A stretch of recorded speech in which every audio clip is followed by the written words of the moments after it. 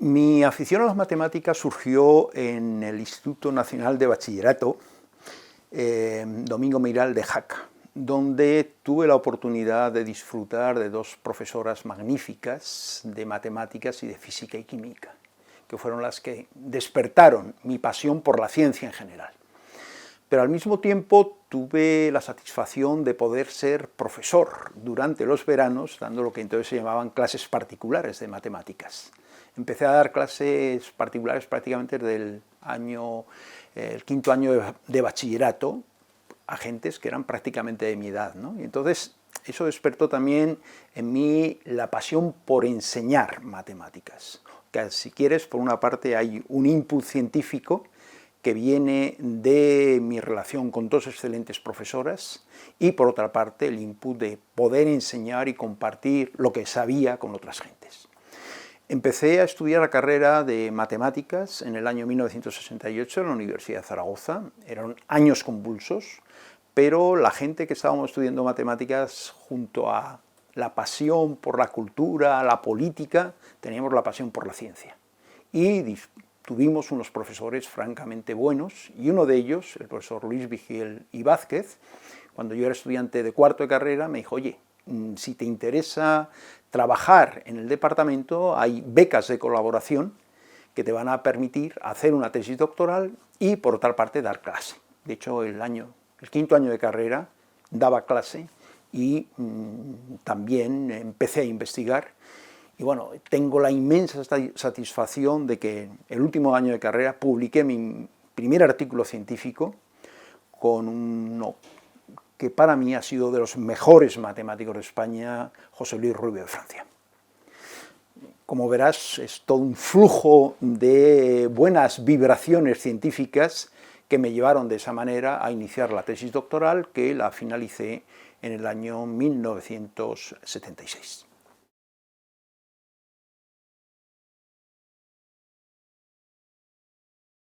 Mi área de investigación tiene un título genérico de teoría de aproximación. Y dentro de teoría de aproximación mi interés se centra en dos grandes capítulos que son la teoría de polinomios ortogonales y las funciones especiales. ¿Cuál es el interés de polinomios ortogonales y funciones especiales? Polinomios ortogonales aparecen en un contexto de querer aproximar funciones complicadas mediante polinomios. Los polinomios son muy fáciles de computar, pero una función en general es difícil de computar. Y el objetivo es tratar de ver cómo aproximar esas funciones mediante polinomios, que es una información, si quieres, mucho más concreta. Y hay muchas maneras de aproximar, depende del criterio que utilices. Y en líneas generales esta teoría de aproximación se aplica en numerosos dominios. Por ejemplo, en teoría de señal, en teoría de predicción de señales, en teoría de filtrado, en el cual a ti te interesa modelizar señales mediante una información más comprimida. O sea, que por una parte tienes modelización, pero por otra parte te planteas también cuál es la mejor aproximación, su construcción y también la medida del error. Esto en un campo no continuo, sino en un discreto, lo puedes encontrar perfectamente en bolsa.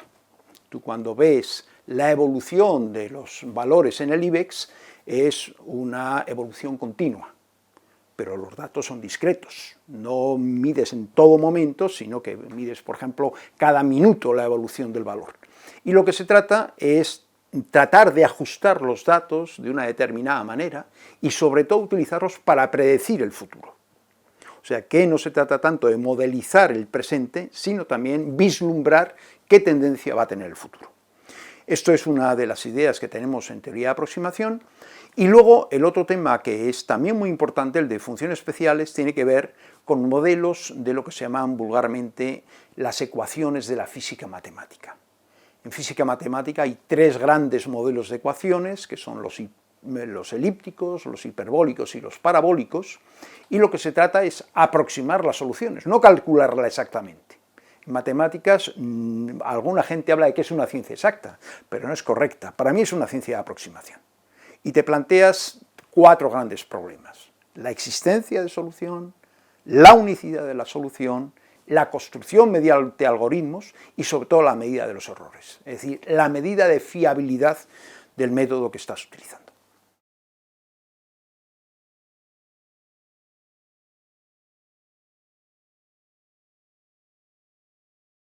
Yo diría que hay tres grandes problemas. Uno, la estabilidad en las políticas.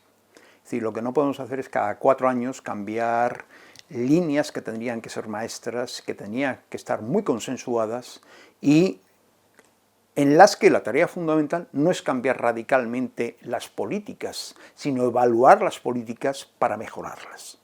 Y eso es un problema estructural que tenemos en este país. Segundo problema, que yo creo que es importante, es cuidar a los científicos. Cuidar a los científicos y al personal de apoyo a la ciencia, desde administrativos, gestores, tecnólogos. Y este tema tiene varias componentes. Una primera componente es la componente salarial. Una segunda componente es el reconocimiento. En España la tradición de premios científicos es muy escaso. Yo siempre pongo como ejemplo los numerosos premios que otorga el Ministerio de Cultura, que van desde el cómic hasta la tauromaquia, y los escasos premios que concede el Ministerio responsable de Ciencia. En cualquier país los científicos ven reconocido su trabajo y eso se traduce también en un reconocimiento ciudadano a los científicos. No a la ciencia, sino también a los científicos. O sea, la ciencia tiene que ser una ciencia básicamente ciudadana. Y luego el tercer elemento que a mí me parece que es fundamental, junto, repito, a la estabilidad de las políticas, el personal, es la financiación.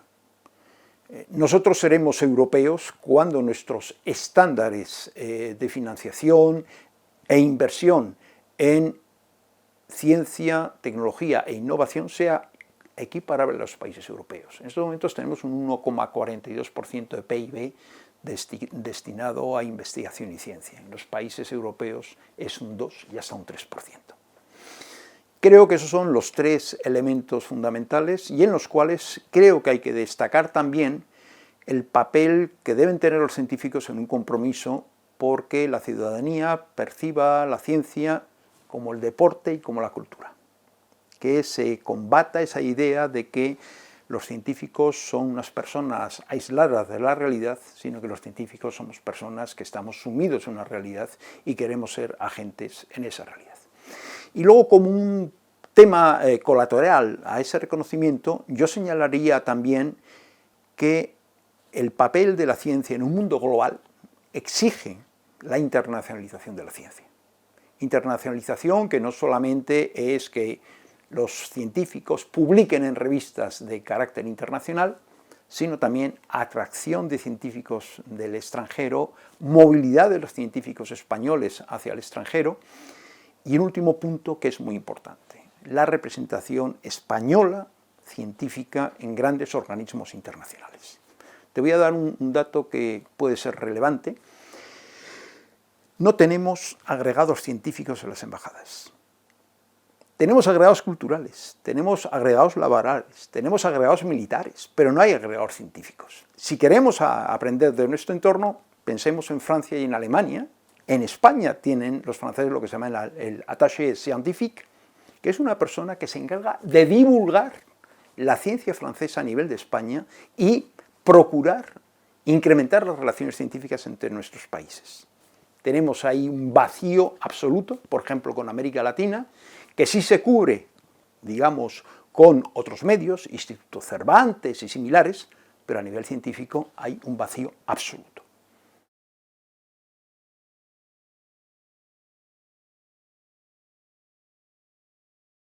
Bueno, yo muchas veces suelo decir que nuestra generación fue la generación que salió del armario científico. Un armario que estaba muy restringido al mundo académico español y que no contemplaba, pongamos por caso, salidas al extranjero o bien para formarse como doctores o bien postdoctorales y sobre todo invitar a extranjeros a que vinieran a España. En aquellos años era muy difícil conseguir que un investigador matemático extranjero potente pudiera venir a España porque no teníamos medios económicos para llevar a cabo esas invitaciones. Los planes nacionales de investigación que facilitan si quieres, la inversión y la utilización por parte de los científicos, en este caso matemáticos, prácticamente empiezan a finales de los años 80. Y mi generación fue, digamos, la generación que dispuso de unos medios para dar ese salto adelante. Un salto adelante que se ha traducido, pues, que muchos matemáticos y matemáticas de mi generación formemos parte de comités editoriales de revistas, que formemos parte de sociedades científicas internacionales, que estemos invitados en congresos internacionales como conferenciantes invitados. Es decir, nuestra generación fue la generación que permitió un salto adelante que fue interrumpido en el año 39 por la Guerra Civil. Fue curioso que en aquella época había muy buenos matemáticos, pero muchos de ellos desaparecieron del mapa o se fueron al extranjero.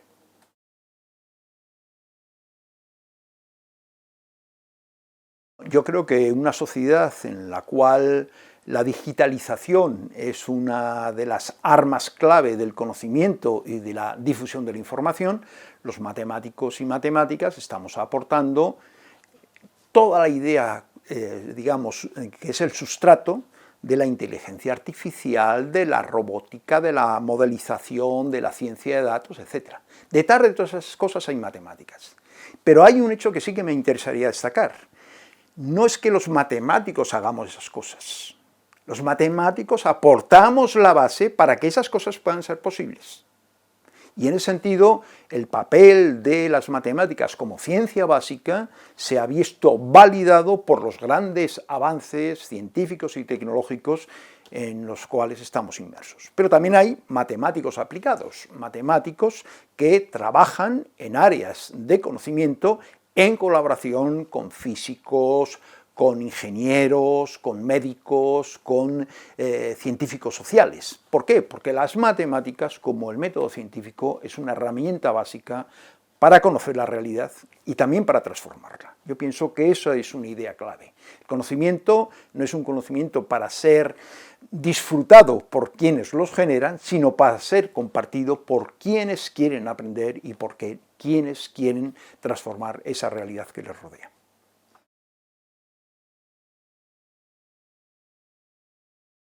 Yo he definido las sociedades científicas como un intelectual colectivo. Es decir, son personas que individualmente son muy potentes, pero que ven multiplicada su incidencia cuando se reúnen en torno a sociedades científicas. Yo he sido presidente de la Real Sociedad Matemática Española durante 6 años y una de las cosas que he aprendido y que me he ratificado en el mandato es que juntos podemos avanzar. Y podemos avanzar dando ideas. Ideas no solamente a la sociedad, sino a los responsables del mundo científico, del mundo educativo y del mundo de la cultura. Lo que resulta sorprendente es que se preparen leyes sin contar con los que pueden asesorar. Y es uno de los gaps importantes que tenemos en nuestro sistema, en nuestro ecosistema científico y político. Allí donde hay gente que sabe y que tiene ganas de echar una mano, por favor, contar con ellos. Y las sociedades matemáticas, en ese sentido, juegan un papel importante. Durante mi mandato y el mandato de otros presidentes hemos colaborado no solamente con el Ministerio de Educación, sino con el Ministerio de Universidades, sino también con el Ministerio de Ciencia e Innovación, para que se oiga nuestra voz. Individualmente te oirán si eres amigo, pero como sociedad tienen un compromiso moral de los políticos y las administraciones para sencillamente echar una mano. Y luego el otro elemento que creo que es muy importante para las sociedades científicas es pensar que son sociedades no para defender corporativamente los intereses de sus miembros, sino fundamentalmente para decir a la sociedad: aquí estamos y queremos ayudar.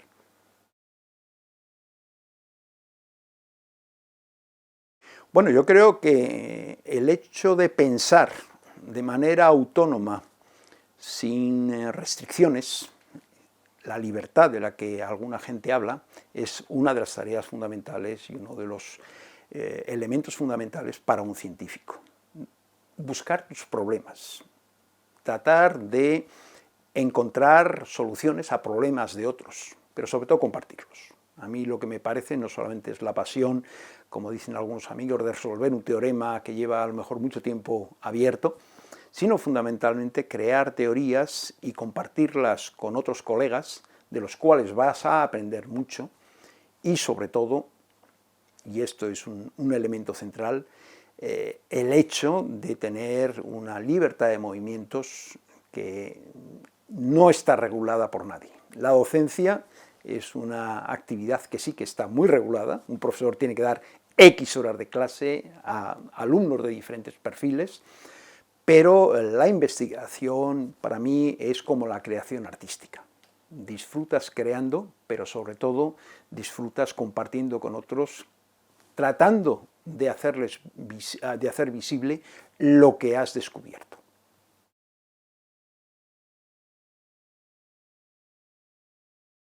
La buena cultura matemática surge ante la necesidad de dar respuestas a problemas inmediatos. Digamos, nuestra generación, la mía, aprendió matemáticas en la vida cotidiana, comprando, dibujando, viendo a dónde podíamos ir con las matemáticas. Yo creo que en estos momentos la cultura matemática es fundamental para cualquier individuo que quiere tener pensamiento propio. Es decir, que no se deja llevar por máquinas, sino sencillamente ve que las máquinas son un instrumento para fortalecer su pensamiento. En segundo lugar, es muy importante que la gente conciba las matemáticas no como un instrumento útil y no como un elemento aburrido. Yo creo que en esos momentos las tareas de divulgación que hacen colegas matemáticos, algunos de ellos ya con una celebridad mediática importante, como pueden ser Clara Grima, Eduardo Sáez de Cabezón, Fernando Blasco, están tratando de subsumir a las jóvenes generaciones que las matemáticas no son aburridas, que con las matemáticas uno puede disfrutar. Y sobre todo, pensar que las matemáticas son un instrumento transversal a otras materias. Eso de pensar que las matemáticas es un agujero negro difícil de perforar, es una idea que es absolutamente obsoleta, y ahí tiene un papel muy importante que jugar los profesores en niveles no universitarios.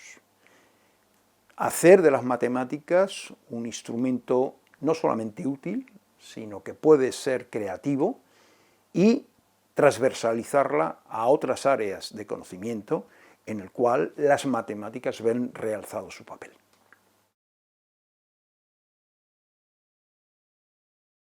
Bueno, la concesión de la medalla, por una parte, es un reconocimiento personal, pero ese reconocimiento personal no habría sido posible sino la gente con la que he colaborado.